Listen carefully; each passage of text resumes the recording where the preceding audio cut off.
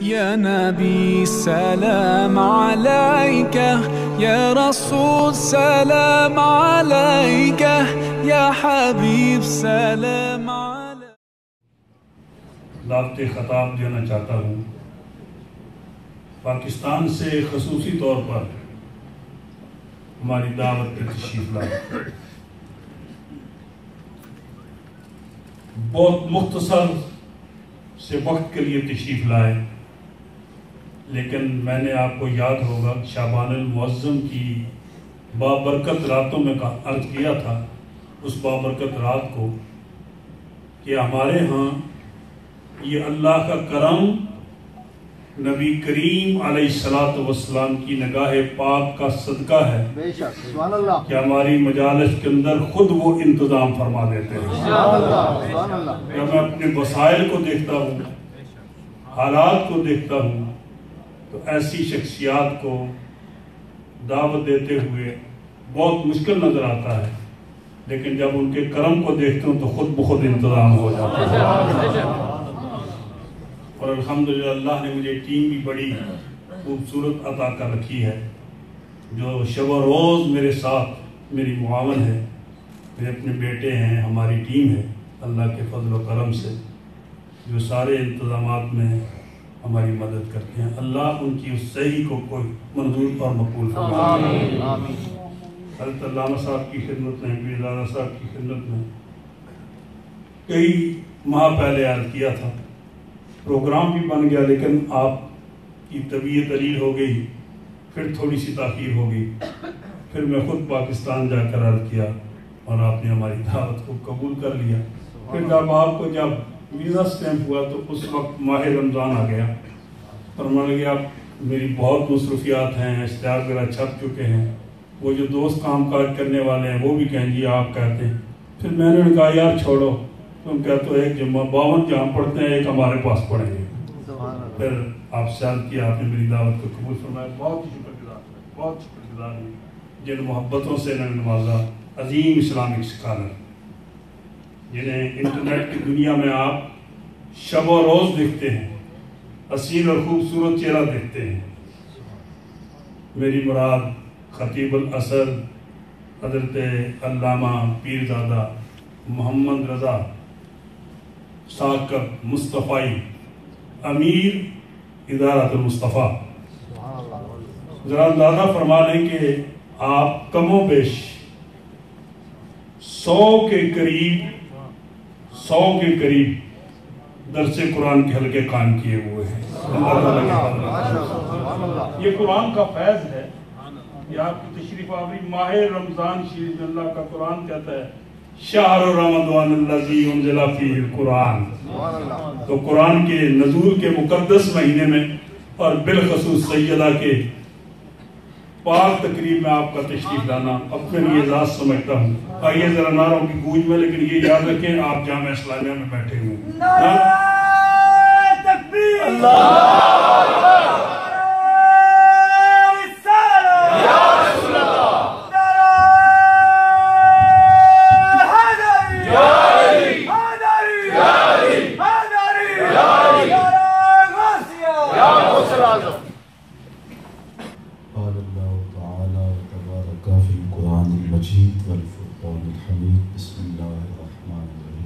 سبحان اللہ.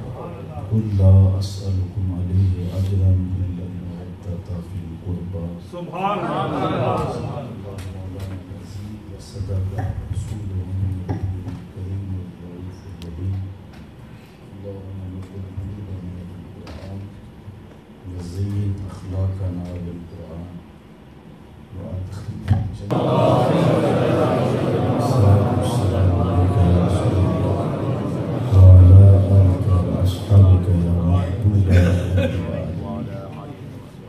تمام حمد و ثنا، تعریف و توصیف اللہ جل مجدہ الکریم کی ذات بابرکات کے لیے جو خالق کائنات بھی ہے اور مالک شش جہات بھی.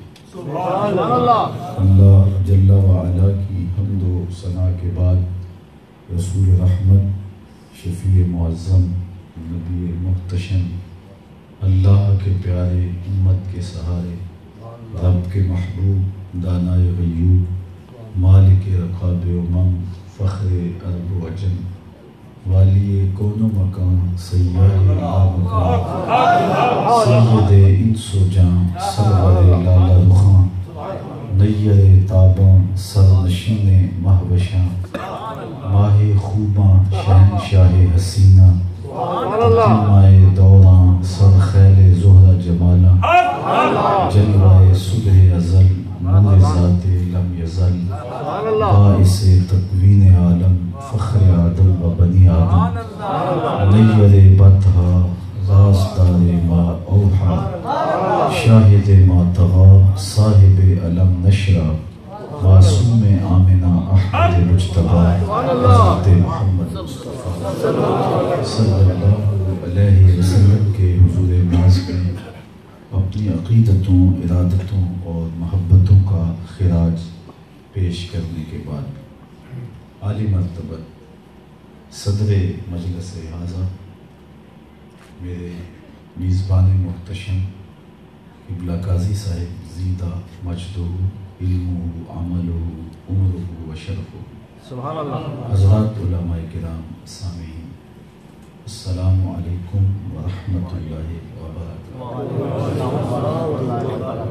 کتاب رحمت صحیفہ نور قرآن مجید سے جو کلمات آپ کے سامنے تلاوت کرنے کا شرف پایا ہے اس پر تھوڑی دیر کے لیے آپ کی توجہ چاہوں گا۔ اللہ تعالیٰ میری زبان پر کلمۃ الحق جاری فرمائے۔ ارشاد فرمایا قل لا اسألکم علیہ اجرا، اے محبوب تم ارشاد فرما دو، اپنی زبان نور سے کہہ دو، اے لوگوں میں تم سے تبلیغ دین کا کوئی صلہ نہیں مانگتا۔ سبحان اللہ۔ تبلیغ جب صلے اور ستائش کی آرزو سے مبرہ ہوتی ہے تو اپنے دامن میں تاثیر رکھتی ہے، بے شک سبحان اللہ۔ ورنہ ہواؤں میں اڑتی ہوئی تتلیوں کی طرح لفظ اپنا رنگ تو جماتے ہیں لیکن من میں اترنے کا فن نہیں۔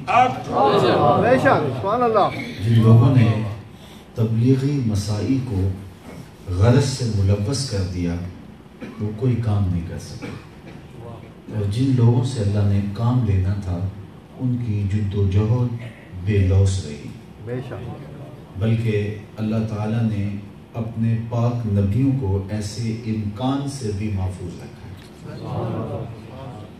ہمارے سامنے حضرت موسیٰ علیہ السلام کی مثال موجود ہے کہ جب فرعون نے ایک خواب دیکھا اور مخبرین نے اسے بتایا کہ تیری راجدھانی میں ایک بچہ پیدا ہوگا جو تیرے تخت و تاج کو الٹ کے رکھ دے گا، تکبر اور رعونت سے بھرا ہوا فرعون بولا میں وہ بچہ پیدا ہی نہیں ہونے دوں گا، اور 70,000 بچے قتل کروا دیے۔ مفسرین سے پوچھئے 90,000 حمل کروائے۔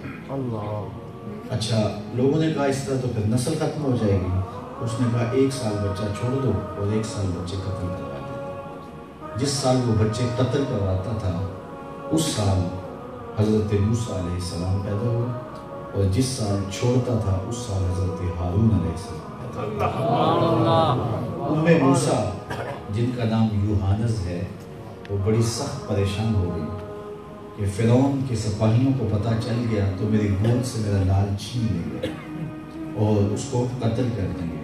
ماں کی ممتا تڑپی تو اللہ نے موسیٰ کی جانب وحی کی، اے موسیٰ کی ماں گھبرانا نہیں، تم ایسے کرو کہ ایک صندوق تیار کرو جس میں اس بچے کو ڈالو اور دریائے نیل کی موجوں کے سپرد کرو، پھر میری قدرت کے تماشے دیکھو۔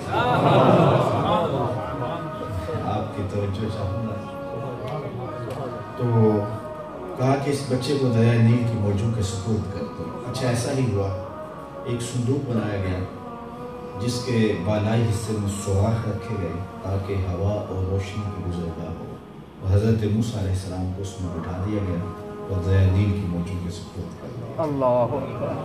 اچھا ماں تو اللہ کے وعدے پہ مطمئن تھی اور واپس آ گئی، لیکن بہن کے دل کو قرار نہیں آتا تھا، وہ کنارے کنارے ساتھ چلتی رہی۔ وہ منظر کتنا دردناک تھا کہ جب وہ صندوق ڈوبنے لگتا تو بہن کا دل بھی ڈوب جاتا، اور جب وہ تیر کے سطح آگ پہ آ جاتا تو دکھوں کی ماری بہن کے دل کو قرار ملتا۔ اللہ کا کرنا ایسا ہوا کہ ہوا کا رخ اور پانی کا دباؤ اس صندوق کو ادھر لے گیا جدھر فرعون کے محلات تھے، اور یہ دریائے نیل کا کنارہ تھا، شام کا وقت تھا۔ گزرتے ہوئے پانی کے منظر سے لطف اندوز ہونے کے لیے فرعون اور اس کی بیوی دریا کنارے کھڑے تھے اور موسم کا لطف لے رہے تھے، چونکہ اولاد بھی نہیں تھی اور یہ اداسی بھی مٹا رہے تھے کہ اچانک پانی کے دوش پہ آتا ہوا ایک صندوق دیکھا۔ تجسس اور شوق کی چنگاریاں روشن ہوئی۔ غوطہ خوروں سے کہا کہ یہ صندوق نکالو۔ جب انہوں نے صندوق نکالا اور کھولا تو کیا دیکھا، ایک خوبصورت بچہ مسکرا رہا ہے۔ سبحان اللہ۔ تو زوجہ فرعون جن کا نام آسیہ ہے وہ فریفتہ ہو جاتی ہیں، وہ کہتی ہیں یہ بچہ تو میری آنکھوں کی ٹھنڈک ہے۔ فرعون بھی پاس کھڑا تھا، یہ جملہ اسے کہنا نصیب نہ ہوا۔ بعد میں اللہ نے حضرت آسیہ کو ایمان دے دیا۔ سبحان اللہ۔ علماء کہتے ہیں نبی سے کیا گیا پیار کبھی غائبہ نہیں۔ اگر فرعون بھی کہہ دیتا ہاں میری آنکھوں کی بھی ٹھنڈک ہے، اب یہ نہ دیکھتا کہ اس نے دعویٰ کیا کیا، یہ دیکھتا میرے نبی سے پیار کیا، اسے بھی ایمان دے دیتا۔ خیر اس کا مقصود نہیں تھا، لیکن یہ طے ہو گیا کہ اس بچے کو اپنا بیٹا بنا لے۔ تو حضرت موسیٰ علیہ السلام چلے گئے حضرت آسیہ کی آغوش میں۔ سب سے پہلی فکر تھی دودھ کی، مختلف دائیاں بلوائی گئی، لیکن حضرت موسیٰ کسی خاتون کا دودھ نہیں پیتے۔ اللہ قرآن میں فرماتا ہے ہم نے ان پر حرام کر دیا تھا کہ اپنی ماں کے علاوہ کسی اور خاتون کا دودھ نہیں۔ پریشانی بن گئی۔ اتنے میں حضرت موسیٰ علیہ السلام کی ہمشیرہ بھی جو دریا کنارے کنارے چل رہی تھی وہ بھی موقع پہ پہنچی اور انہیں اس مصیبت میں پھنسا ہوا دیکھ کر کہنے لگی ایک دائی میری نظر میں بھی ہے جس کا بچے دودھ رغبت سے پی لیتے ہیں، اگر کہو تو بلا لاؤں۔ انہوں نے کہا دیر کیوں کرتی ہیں، ہم تو پھنسے ہوئے ہیں۔ وہ گئی اور اپنی ماں کو ہی بولا، انہوں نے آ کے دودھ پیش کیا تو حضرت موسیٰ نے پی لیا۔ فرعون نے کہا یہ ڈیوٹی تمہاری ٹھہری۔ اچھا فرعون کہتا تھا میں وہ بچہ پیدا نہیں ہونے دوں گا، رب نے کہا مجھے رب نہ کہنا اگر تیرے گھر میں پال کے نہ دکھایا۔ سبحان اللہ۔ اب سوال یہ ہے کہ اپنی ماں کے علاوہ کسی اور خاتون کا دودھ پینا نبی کی شان کے لائق نہیں ہے، تو میرے اور آپ کے آقا و مولا نے اللہ اکبر، یا رسول اللہ، یا رسول اللہ، نعرہ تکبیر، اللہ اکبر، نعرہ تکبیر، اللہ اکبر، نعرہ رسالت، یا رسول اللہ، نعرہ رسالت، یا رسول اللہ، حیدری، یا علی، حیدری، یا علی۔ آپ سب کی طرف میں نے نعرے لگا دیا، آپ تک یہ سنیا۔ اب سوال یہ کھڑا ہوا کہ اپنی ماں کے علاوہ کسی اور خاتون کا دودھ پینا نبی کی شان کے لائق نہیں، تو حضور نے حضرت حلیمہ سعدیہ کا دودھ کیوں پیا؟ یہ ایک سوال کھڑا ہو گیا۔ حضرت موسیٰ نے تو نہیں پیا، لیکن حضور نے کیوں پیا؟ اس کا جواب بڑا سادہ سا ہے۔ ایک تو یہ کہ اگر حضور نے حضرت حلیمہ سعدیہ کا دودھ پیا ہے تو حضور کے دادا محترم نے پورا صلہ دیا، بے شک، بے فرعون شک، کو صلہ کون دیتا؟ دوسری بات یہ کہ کل فرعون کے دربار میں کھڑے ہو کے حضرت موسیٰ علیہ السلام نے جب اللہ کی توحید کا اعلان کرنا تھا تو فرعون نے زیر لب مسکرا کے کہنا تھا کہ میرے گھر پلتے رہے اور آج مجھے ہی عقل سکھانے آگے۔ تو اللہ نے اس کا جواب پہلے دے دیا کہ جب وہ یہ کہے تو اللہ کا نبی منہ توڑ جواب دے سکے، میاں تیرے گھر میں ہوں دودھ اپنی ماں کا ہی، سبحان اللہ، اپنے گھر سے کھا کے تبلیغ کی جائے تو اس کا نتیجہ کچھ ہو۔ آج ہماری تبلیغیں کیوں بے اثر ہیں؟ آج جب تبلیغیں بکنے لگی، جب نعتوں کے سودے ہونے لگے، جب طلاقوں کے ریٹ ختم ہونے لگے، جو ہے وہ پڑھنے لگے، تو پھر ہمارے لفظ رہ گئے اور روحوں میں اترنے سے آ گئے۔ بے شک، بے شک، تبلیغی مسائل بے لوث ہو تو پھر وہ روحوں میں بات اترتی، بے شک، من میں چراغا ہو۔ لا اسألکم علیہ اجرا، اگرچہ حضور کا عمل بھی اس پہ گواہ تھا لیکن زبان سے کہلوا دیا اے محبوب فرما دو میں تم سے تبلیغ دین کا کوئی صلہ نہیں، بے شک، سبحان تمہارے اللہ، لیے میں نے جو قربانیاں دی۔ آج اگر میں تبلیغ دین کے لیے یہاں تک پہنچا ہوں تو میری گاہوں کے اندر آنکھیں بھی چیخیں اور مجھے عزت و تکریم کے ساتھ یہاں بلایا گیا ہے، بے شک، اور میرے میزبان میری ناز برداریاں کر رہے ہیں، میرے سے محبت کے امٹتے جذبات ہیں کہ میں شرمندہ ہوتا ہوں۔ تو آج اگر میں تقریر کروں، واز کروں، تلقین کروں تو یہ کوئی اوکھا کام نہیں ہے۔ مشکل تو اس وقت ہوتا ہے جب لوگ پتھر ماریں، فخر اس وقت ہوتا ہے جب لوگ کانٹے بچھائیں، اوکھا تو اس وقت ہوتا ہے کہ جب لوگ گالیاں دیں، اور پھر بھی پیغام حق باقی رکھا۔ بے شک بے شک۔ ام المومنین سیدہ عائشہ رضی اللہ تعالیٰ عنہ فرماتی ہیں ایک دن ہم نے حضور سے پوچھا حضور کیا احد کے دن سے سخت بھی دن زندگی میں آیا؟ اللہ اکبر۔ صحابہ تاریخ اسلامی میں اس سے سخت دن نہیں دیکھتے جب 70 صحابہ کی لاشیں پڑی تھیں اور حضور کے چچا نہ صرف شہید کیے گئے ان کا مسئلہ بھی کیا گیا۔ حضور کے سر انور پہ پٹی بندھی تھی، آنکھوں میں آنسو تھے اور بار بار پوچھتے تھے ما فعل امی، میرے چچا کی کہانی سنی۔ تو وہ دردناک دن تھا، تو کہا حضور کیا احد کے دن سے سخت دن بھی زندگی میں آیا؟ فرمایا ہاں عائشہ، جب طائف کے بازار میں تیری قوم نے مجھے پتھر مارے تو یہ دن احد کے دن سے بھی سخت تھا۔ حضور ان کے 3 سرداروں کے پاس دین کی دعوت لے کے گئے، انہوں نے دعوت مسترد کر دی۔ حضور نے فرمایا جو میں نے کہا سو کہا، یہ تمہارا میرا راز رہنا چاہیے، مکے والوں کو پتہ چلے گا تمشق اڑائیں گے۔ انہوں نے کہا ہم کیوں راز رکھتے تھے، بلکہ وہ بادشاہوں کے ہاتھ میں پتھر دیے اور حضور جب طائف سے باہر نکلنے لگے تو وہ حضور کے پاؤں پہ پتھر مارے، حضور پاؤں اٹھاتے تو دوسرے پاؤں پہ پتھر مارے، پھر حضور شدت درد سے بیٹھ جاتے تو 2 غنڈے آگے بڑھتے کندھوں سے پکڑ کے حضور کو اٹھاتے اور سنگ زنی کی مشق کرتے، اور یہ سخت ترین دن آئے۔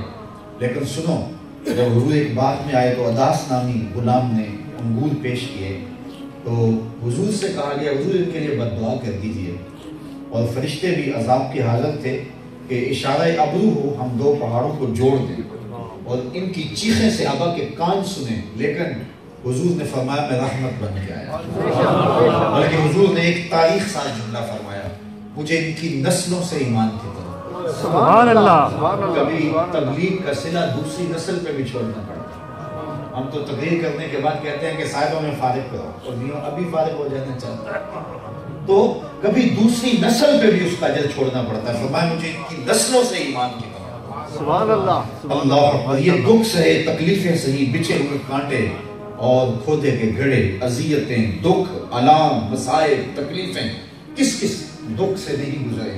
اچھا بندہ آسودہ ہونا، اللہ تعالیٰ نے مالی فراوانی کی ہو تو پھر بندہ فی سبیل اللہ کام کرے تو پھر بھی آسان ہوتا ہے، لیکن پیٹ بھوک سے کمر کے ساتھ لگا ہو اور پھر بھی اپنی تبلیغ کو غرض سے ملوث نہ ہونے دے تو یہ وہ کام ہوتا ہے جو پیغمبروں کا مشن ہے۔ ایک دن حضور مسجد نبوی سے باہر تشریف لائے تو آگے شیخین کھڑے تھے، تو کہا کہ یہاں کھڑے ہو اس کی حضور بھوک گھر میں ٹکنے نہیں دیتی۔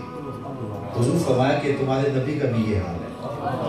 اچھا تھوڑے قدم آگے بڑھے تو آگے حضرت ابو ایوب انصاری کا گھر تھا، تو وہ خوشبو رسول سونگ کے جلدی سے گھر سے باہر آ گئے اور عرض گزار ہوئے حضور مجھے میزبانی کا شرف بخش دیں۔ حضور فرمایا ٹھیک ہے آ جاؤ، ٹھیک ہے میں آ جاتا ہوں۔ وہ گھر لے گئے، بکری کا ایک بچہ تھا، گھر والوں کو ذبح کر کے دیا، کہا کھانا پکنے میں کچھ وقت لگ جائے گا تو میں حضور کی خدمت میں بیٹھتا ہوں، تم جلدی جلدی کھانا تیار کرو۔ اور پھر حضور کے پاس آ کے بیٹھے، جو بھی حضور کے چہرے پہ نظر پڑی تو بہت پریشان ہوئے کہ چہرے پہ بھوک کے آثار واضح نمایاں تھے، لگ رہا تھا کئی دنوں سے حضور نے کچھ نہیں کھایا۔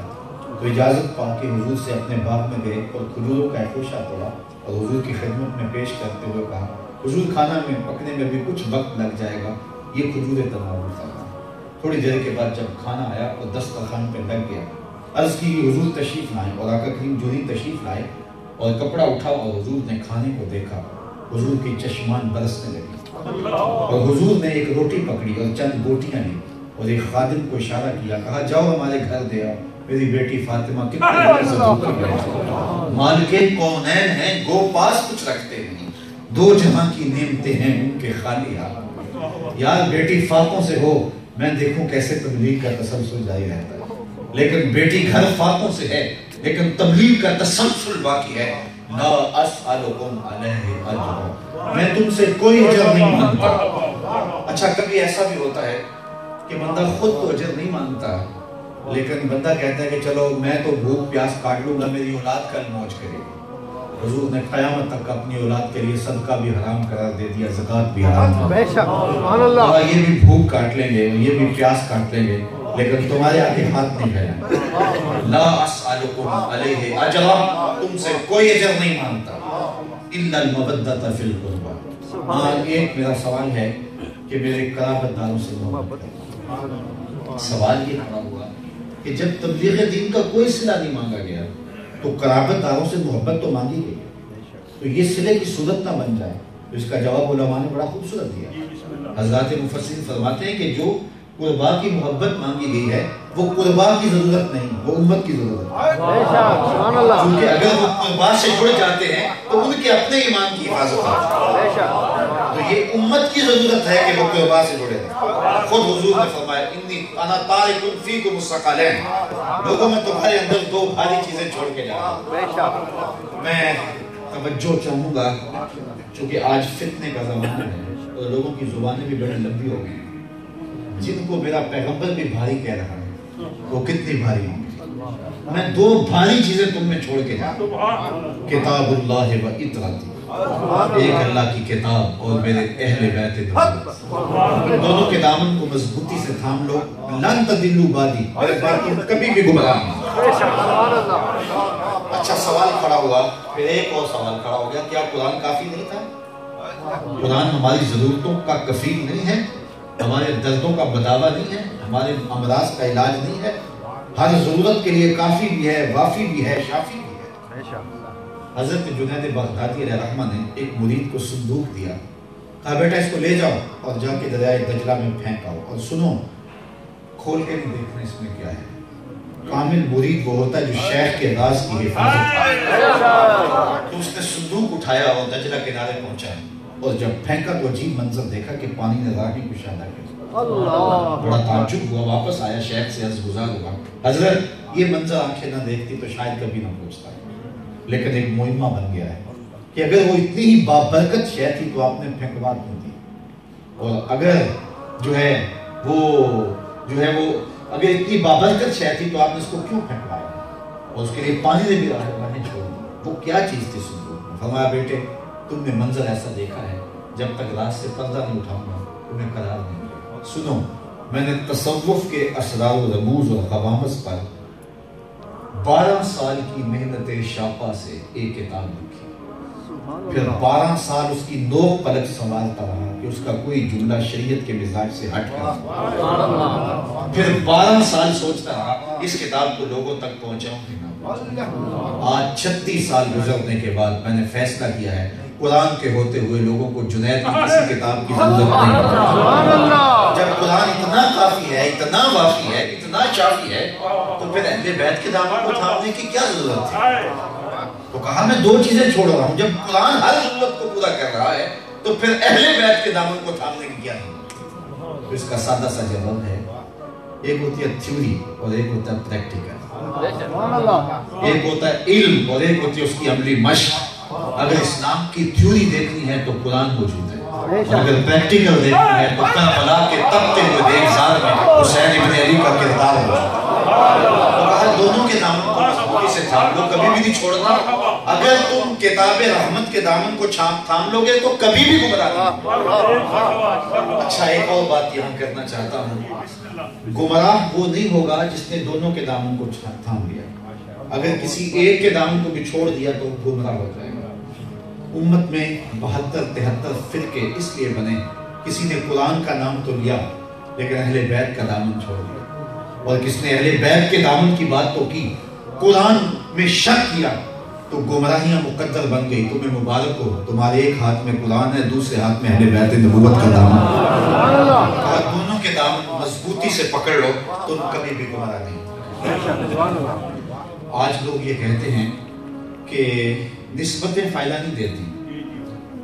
میرا ویسے مزاج یہ ہے کہ میں صرف اپنے ہم مشرب لوگوں میں جاتا ہوں، لیکن لاہور میں پروگرام تھا تو وہاں مجھے جانا پڑ گیا. میرے علم میں نہیں تھا تو وہاں پہنچا تو مختلف الخیال لوگ موجود تھے. نام آپ جانتے ہیں لیکن میں مناسب نہیں سمجھتا.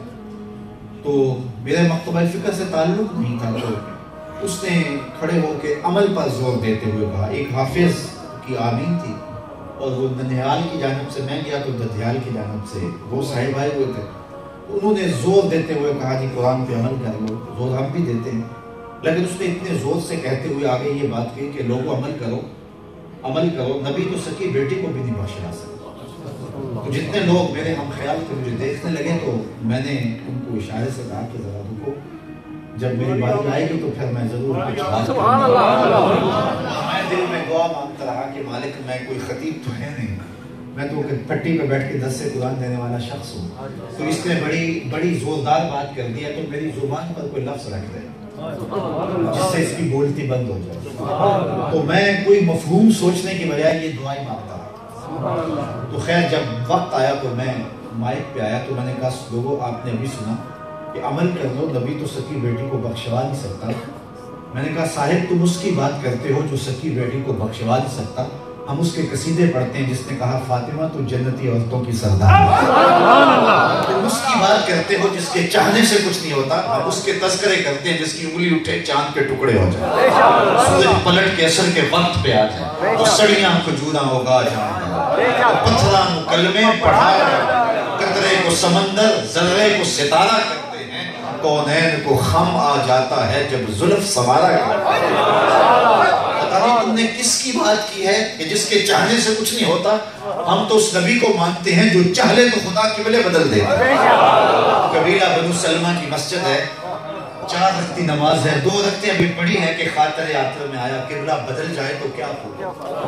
بس یہ خیال آنے کی دیر تھی کہ طائر سدرہ نشین کے پروں کے پڑ پڑانے کی آواز آنے لگی، جبریل حاضر خدمت ہو گئے، رب کا سندیسہ دیا، محبوب اگر پروگرام بن گیا ہے تو ابھی رخ پھیر یا اللہ تیری نماز تو پوری ہو لے، کہا میری نماز بعد میں پوری ہوگی، پہلے تیری مرضی پوری ہو۔ سبحان اللہ۔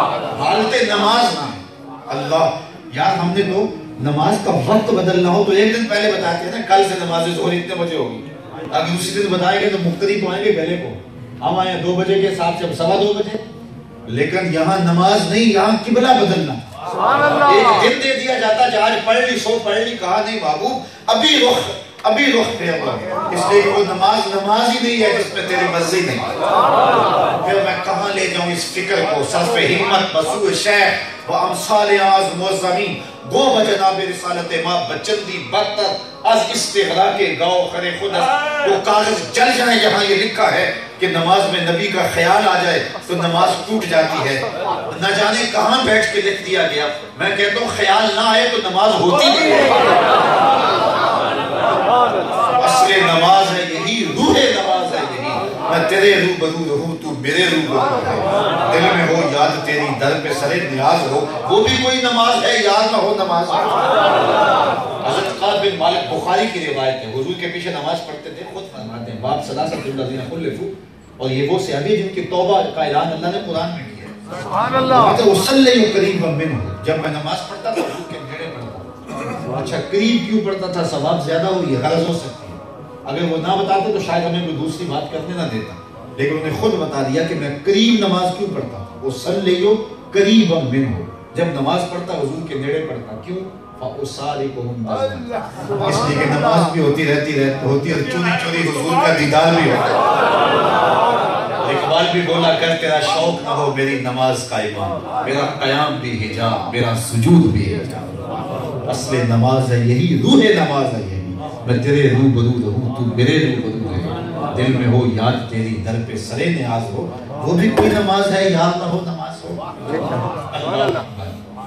تو میں کہا میاں تم اس کی بات کرتے ہو جس کے چاہنے سے کچھ نہیں ہوتا، ہم تو اس کے گیت گاتے ہیں جس کی انگلی اٹھے چاند کے ٹکڑے میں۔ بے شک بے شک۔ حضرت حذیفہ بن یمان رضی اللہ تعالیٰ عنہ روایت کرتے ہیں، فرماتے ہیں کہ حضور علیہ السلام کی بارگاہ میں جانے کا شوق تھا، والدہ بوڑھی تھی اور والدین کو چھوڑ کر کے حضور کی خدمت میں حاضر ہونا یہ حضور کی ہی تعلیمات تھی کہ ماں کی خدمت کرو۔ وہ ویسے کرنی رضی اللہ تعالیٰ عنہ صحابی نہیں بنے، لیکن حضور قمیص کے بٹن کھول کھول کے لمبی لمبی سانسیں لیتے ہیں کہ مجھے یمن سے یار کی خوشبو آتی ہے۔ کسی نے کہا وہ کون ہے جو ملنے بھی نہیں آیا؟ کہا اس کی بوڑھی اور نابینا ماں ہے جس کی خدمت اسے میرے حضور آنے سے روکے ہوئے، بلکہ فرمایا کوئی اویس کو ملے اور میرا سلام دے اور اسے کہے میری امت کی بخشش کی دعا کرے۔ معلوم ہوا جو ماں باپ کی خدمت گزار ہوتے ہیں ان کی دعائیں رد نہیں ہوتی ہیں۔ اللہ اکبر۔ آج لوگ ماں باپ کو تڑپتا ہوا چھوڑ کے چلے جاتے ہیں۔ میں ایک جملہ کہا تو کئیوں کو تکلیف بھی ہوئی، لیکن میں کہتا ہوں کہ ماں تڑپ رہی ہے اور بیٹا تبلیغی گشت کرنے گیا ہے تو کوئی تبلیغ نہیں ہے۔ ماں باپ کو ضرورت ہے اور بیٹا جہاد پہ گیا ہوا ہے، حضور سے پوچھا گیا کہ حضور میں جہاد پہ جانا چاہتا ہوں، تو فرمایا احی والداک، کیا تیرے والدین زندہ ہیں؟ کالا نام کہا جی حضور میرے والدین زندہ ہیں۔ کالا ففی ہے ماں فجا ہے، کہا جا ان کی خدمت کر، یہی تیرا جہاد ہے۔ ماں باپ مجبور ہے اور بیٹا جا کے پیر کے دروازے پہ جھاڑو دے رہا ہے، اور میاں غوث اعظم کے در سے بھی فیض نہیں مل سکتا کہ ماں راضی نہ ہو۔ حضرت باعزید بستامی رحمہ فرماتے ہیں کہ میں اپنی ماں سے عرض کی امی میں تیرے حق ادا کروں یا اللہ کے حق ادا کروں؟ اپنے حق تو مجھے معاف کر دے تو میں رب کو راضی کر دیتا ہوں۔ ماں نے کہا جاؤ بیٹے میں اپنے حق معاف کرتی ہوں۔ 12 سال جنگلوں میں گھومتے رہے۔ کہتے ایک دن میں بستان کے قریب سے گزر رہا تھا، دل میں خیال آیا چلتے چلتے ماں کو سلام کر جاؤں۔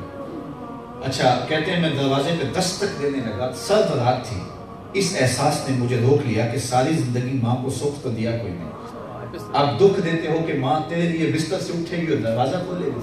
تو کہا میں دروازے کے ساتھ لگ کے بیٹھ گیا۔ جب سحری کا وقت ہوا تو اندر سے جو نالی آتی تھی اس نالی سے پانی آیا، میں سمجھ گیا کہ میری ماں تہجد کے لیے اٹھی ہے، تو میں دروازے پہ دستک دی تو اندر سے آواز آئی بیٹا باعزید ٹھہرو میں بھی آئی۔ مائیں بیٹوں کے دستک کے لمس سے بھی پہچانتی ہیں یہ کس بیٹے کے ہاتھ چھو رہے ہیں۔ میں بارسلونا کے ایئرپورٹ پہ کھڑا تھا تو مجھے ایسے محسوس ہوا کہ جس طرح ساتھ والے بینچ سے کوئی پنجابی بول رہا، تو ہم وطن جہاں مل جائیں تو پھر بندہ ادھر لڑک تو جاتا ہے، تو میں غیر ارادی طور پر ادھر چلا گیا۔ تو وہ انڈیا کے لوگ تھے، اپنے دوستوں کو الوداع کرنے آئے تھے، تو اس نے کہا یہ دوست ہے تو اس کو ہم الوداع کرنے آئے۔ تو میں اس سے گپ شپ لگانے لگا تو میں نے پوچھا کتنے عرصے بعد جا رہے ہو؟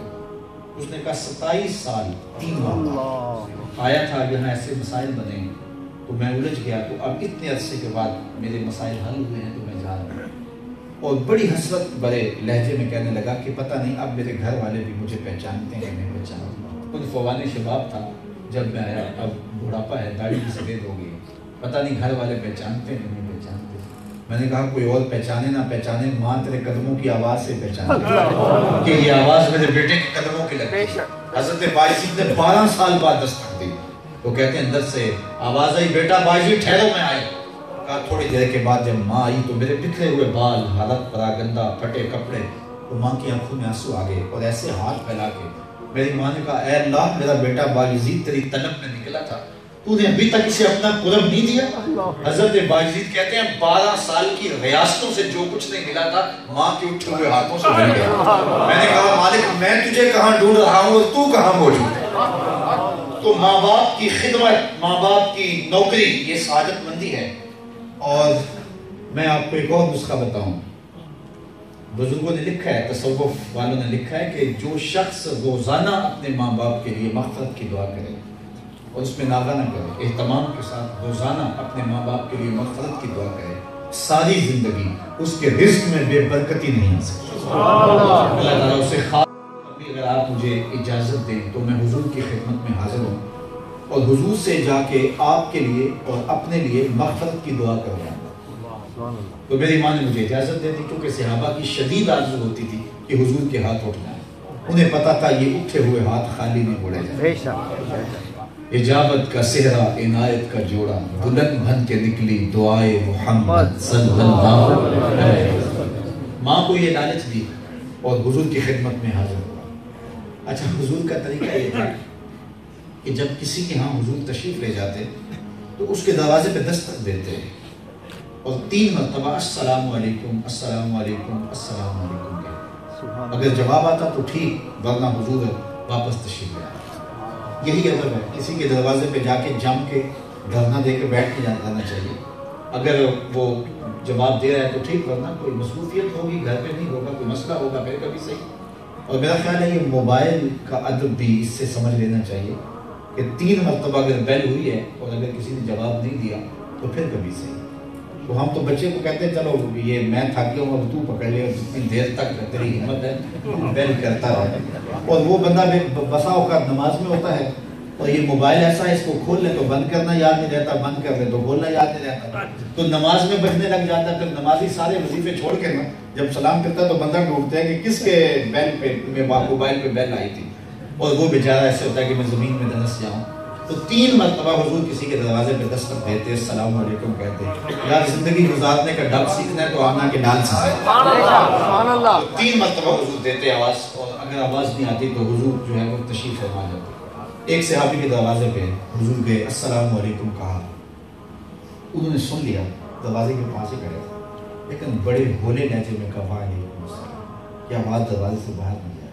حضور نے پھر کہا السلام علیکم، انہوں نے دھیمے لہجے سے کہا وعلیکم السلام، تیسری مرتبہ حضور نے پھر کہا السلام علیکم، انہوں نے اپنے منہ میں کہہ دیا وعلیکم السلام، 3 مرتبہ ہو گیا، حضور جانے لگے تو اس نے سوراخوں سے دیکھا کہ حضور جا رہے، جلدی جلدی دروازہ کھولا، عرض کی بندہ نواز میں تو راہوں میں کھڑا ہوں، آپ تشریف لے جا رہے ہیں؟ فرمایا 3 مرتبہ میں نے السلام علیکم کہا لیکن جواب نہیں پایا تو جا رہا ہوں۔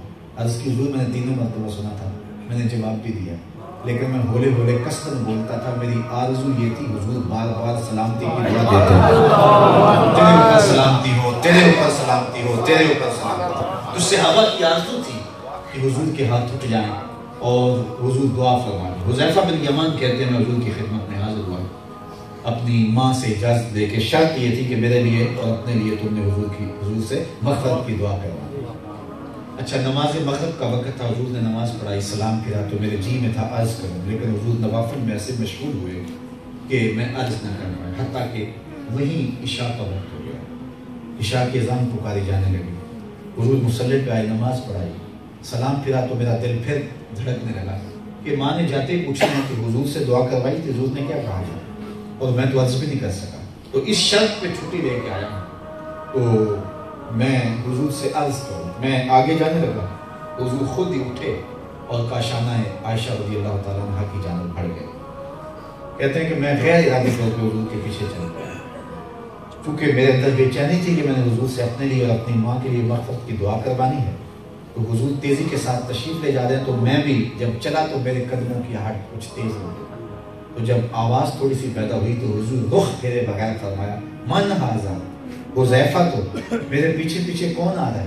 پھر خود بولے حذیفہ ہے؟ قلت نعم، میں نے کہا جی حضور میں ہوں۔ اب دل دھڑک رہا تھا کہ ایک لمحے کا توقف حضور کریں اور میں اپنے دل کی بات کہہ دوں کہ حضور میرے لیے اور میری ماں کے لیے مغفرت کی دعا کر دیں۔ تو جب حضور نے کہا کون ہے؟ حذیفہ ہے۔ میں نے کہا جی جی حضور میں حذیفہ ہوں۔ تو میں ما حاجتوں کا غفر اللہ لک ولأمک، اللہ تجھے بھی بخش دے، تیری ماں کو بھی بخش دے۔ کام کیا ہے؟ حذیفہ بن یمان کہتے ہیں کہ جو کام تھا وہ جنبش لفظ سے پہلے ہو گیا، یہاں تو لفظوں کا سہارا بھی نہیں لینا پڑا۔ اقبال بولا اے فروغت صبح آثار و ظہور، چشم تو بی نندائے ما فی الصدور، تیری نظر تو سینوں کے چھپے راز بھی جانتی۔ مجلس حضور کی لگی تھی، وابسہ بن معبد آئے اور پیچھے بیٹھ گئے، تو حضور نے فرمایا ادنو یا وابسہ، وابسہ دور بیٹھے نیڑے آ گئے۔ اچھا قریب آ گئے، حضور فرمایا اور نیڑے آ جائے، وہ اور قریب آ گئے، فرمایا وابسہ اور قریب آ جائے۔ وابسہ بن معبد کہتے ہیں میں اپنے مقدر پہ قربان جاؤں، میں اتنا نیڑے ہوا کہ میرے گھٹنے حضور کے گھٹنوں سے چھونے لگے۔ جب اتنا قریب ہو گیا تو حضور نے فرمایا وابسہ کوئی سوال پوچھنے آئے ہو؟ میں نے کہا جی حضور میں سوال پوچھنے آیا ہوں۔ کہا جو پوچھنے آئے ہو پوچھو گے یا بتاؤں کیا پوچھنے آئے ہو؟ عرض کی حضور اگر آپ بتا دیں پھر تو خیر ہو جائے، کمال ہو جائے۔ فرمایا سن تو خیر اور شر کے بارے پوچھنے آئے، اچھائی کیا ہے اور برائی کیا ہے، یہی سوال تھا؟ جی جی حضور یہی سوال تھا۔ کہا جواب مجھ سے لینا یا اپنے آپ سے؟ عرض کی جواب آتا ہوتا تو سوال ہی کیوں بنتا؟ تو ان 3 انگلیوں کو جوڑا، فضرب علی صدرہ فقال استفت من قلبک، حضور نے 3 انگلیوں کو جوڑ کے دل والی جگہ پہ مارا، کہا یہ اندر ہی مفتی بیٹھا ہے، یہی بتا دے گا خیر۔ ہم دیوار رکھتے ہوئے ہم سائے کی انچ دبانے لگتے ہیں نا تو اندر سے گھنٹیاں بجتی ہیں، تم غلط کر، یہ اندر ہی مفتی بیٹھا ہوا ہے، کیسے پوچھ لے یہ بتائے گا اچھائی کیا ہے اور یہی بتائے گا برائی کیا ہے۔ حذیفہ بن یمان کہتے ہیں کہ میں عرض کرنا چاہ رہا تھا، حضور نے خود ہی فرما دیا ما حاجتوں کا غفر اللہ لک ولأمک، اللہ تجھے بھی بخش دے، تیری ماں کو بھی بخش دے۔ کیا کام ہے؟ کہتے ہیں کام جو تھا وہ تو جنبش لفظ سے پہلے ہو، یہاں تو لفظوں کا سہارا بھی لینا پڑتا، وہ بند لبوں کی بولیاں بھی جانتے۔ اللہ اکبر۔ تو کہا کہ کیا تیری حاجت ہے؟ اور پھر ظاہر ہے میں خاموش تھا، حاجت میری پوری ہو گئی۔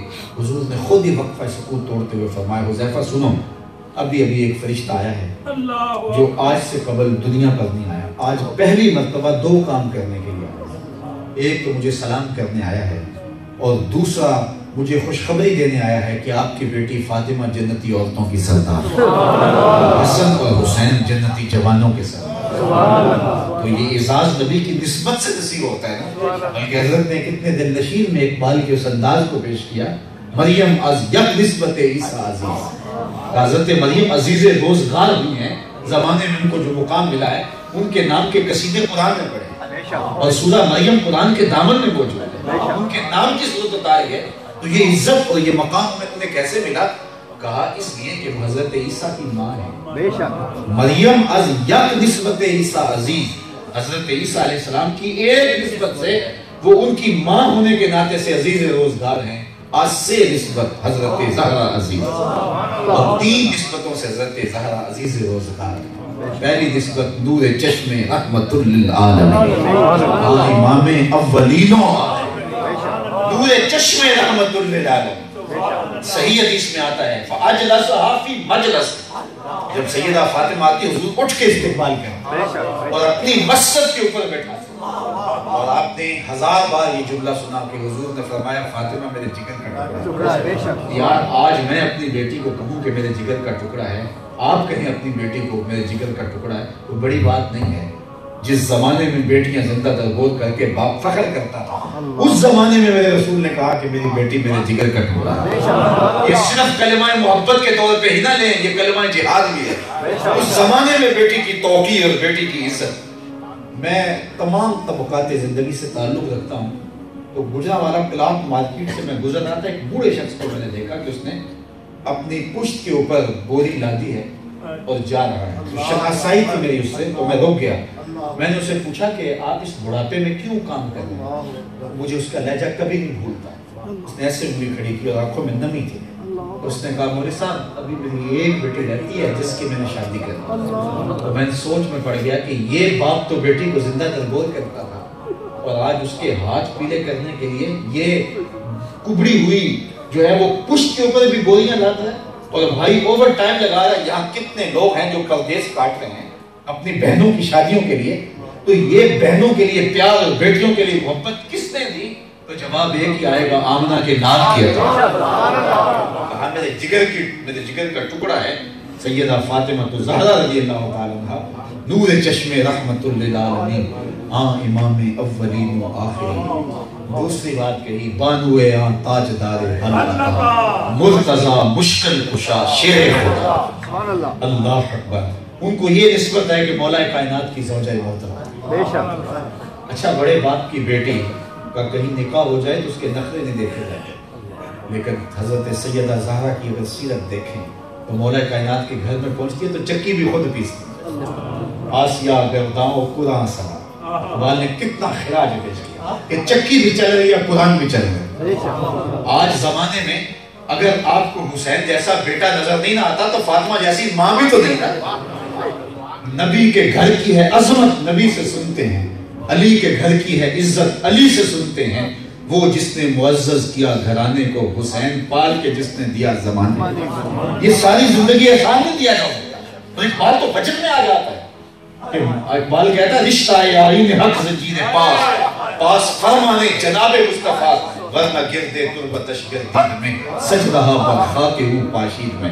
فاطمہ جو تو نے کر دکھایا ہے، اگر تیرے باپ کی شریعت کا لحاظ نہ ہو اور ان کا فرمان کہ اللہ کے علاوہ کسی کو سجدہ جائز نہیں ہے، تو میں کعبے کو سجدہ نہیں تیری قبر کو سجدہ کرتا. کعبے کا طواف کرنے والی بجائے تیری قبر کا طواف کرتا کہ جو کام تو نے کر دکھایا. اللہ اکبر. سیدہ فاطمہ تو زہرا رضی اللہ تعالی آسیہ گرداں و قرآن سنا. چکی بھی چل رہی ہے اور قرآن کی تلاوت بھی ہو. اور آج اگر مائیں تو تیسری بات جو اقبال نے کہ وہ یہی کہی کہ فرمایا مادر یہاں مرکز پرکار عشق، مادر یہاں قافلہ سالار. عشق کے قافلے کا جو سالار ہے وہ ان کی ماں ہے. اور کربلا کے تپتے ہوئے ریگزار میں یاد 22,000 کا لشکر آ جائے اور تیروں پہ تیر برسیں اور پھر بھی جو ہے وہ بدن ڈولے نا، ایک جوان میت ہو جائے نا تو سارا محلہ دلاسا دے رہا ہوتا ہے، اور پھر بھی باپ سنبھل نہیں رہا ہوتا. جنازہ اٹھتا ہے تو سارے اس کو سہارا دے کے قبرستان لے جا رہے ہوتے ہیں. صاحب یہ کون ہے؟ کہا اسی کا دودھ چشم ہے جس کا جنازہ جہاں.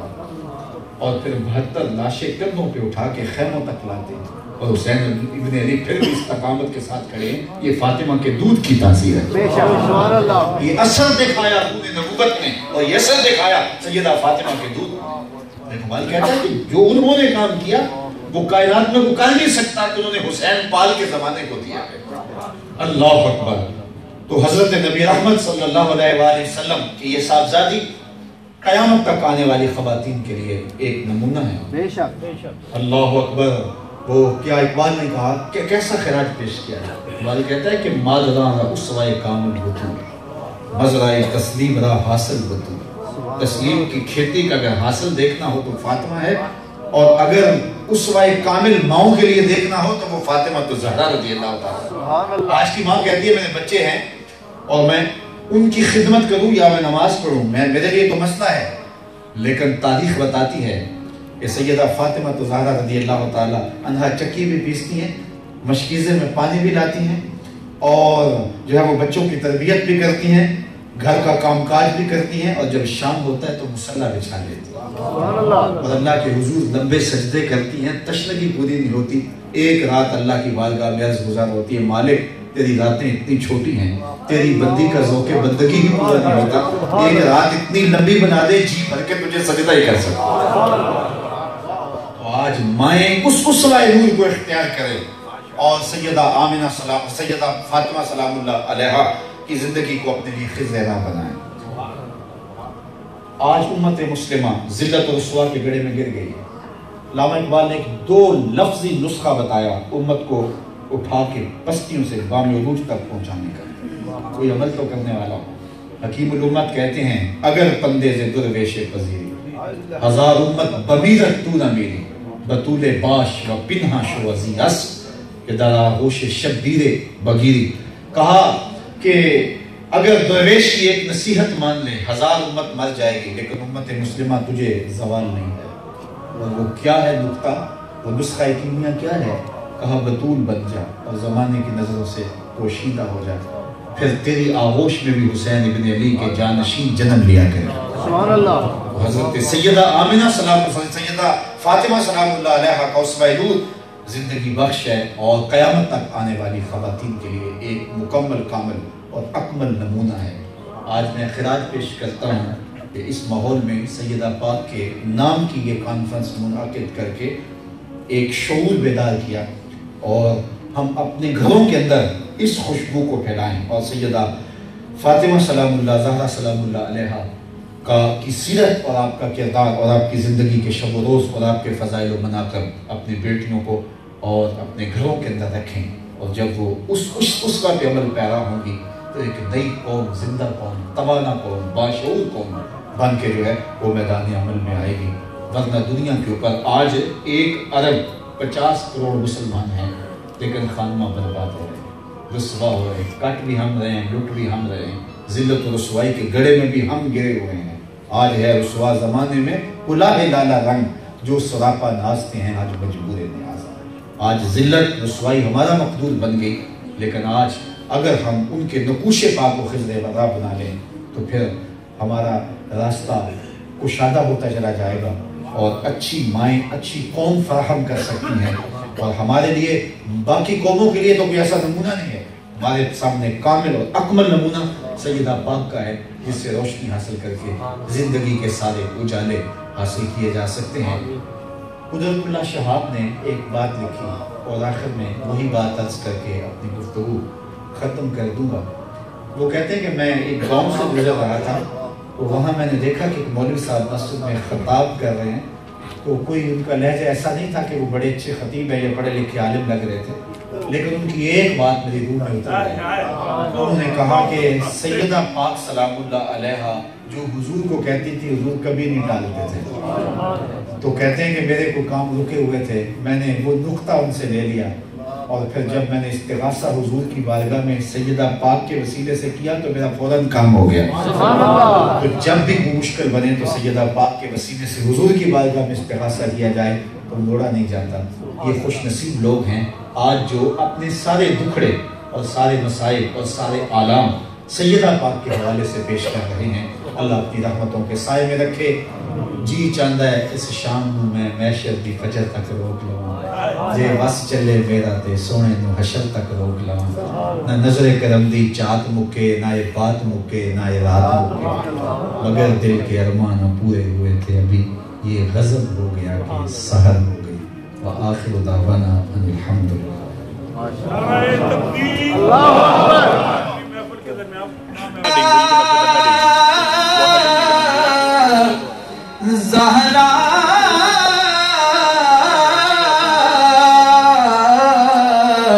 طیبہ طاہرہ سیدہ زہرا طیبہ طاہرہ جان عالم کی راحت پہ لاکھوں سلام یا الہی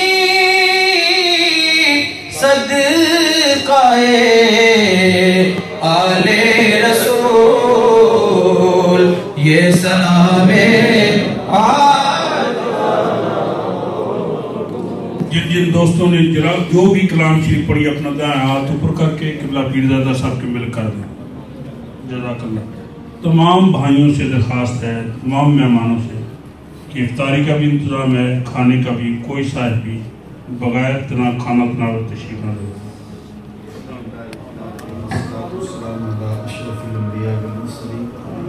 اللهم إني أسألك العفو والعافية والمعافاة الدائمة في الدين والدنيا والآخرة مالک اٹھے ہوئے ہاتھ پھیلی ہوئی جولیاں رحمات سے بھر دے من میں چراغاں کر دے باطن میں روشنیاں ڈال دے ظاہر باطن کی خیر نصیب فرما اٹھے ہوئے ہاتھ خالی نہ رہیں پھیلی ہوئی جولیاں رحمات سے بھر دے اے اللہ سیدہ پاک کا صدقہ ہمارے روحوں کو ہمارے باطن کو طہارت عطا فرما اے اللہ سیدہ زہرا سلام اللہ علیہ کا صدقہ ہماری بیٹیوں کو شرم و حیا عطا فرما اے اللہ ہم سب کو اپنی رحمتوں کا سایہ عطا کر اس مسجد مرکز کو قیامت تک آباد کر اپنا خاص کرم ایک ایک لمحہ نصیب فرما جتنے لوگ تشریف لائے ہیں گھروں میں واپس پہنچنے سے قبل اس اجتماعی نور کی برکتیں سب کے گھروں تک پہنچا اپنا خاص کرم پوری امت مسلمہ کو نصیب فرما میرے وطن پاکستان کی خیر فرما ہر بلائی ہر بہتری پاکستان کا مقصود فرما وہاں امن کے سویرے طلوع فرما رحمات کا نزول فرما پوری دنیا کے مسلمانوں کو کھویا ہوا بقار دے بھٹکے ہوئے آہو کو پھر سوئے حرم لے چل اس شہر کے خوگر کو پھر وسعت صحرا دے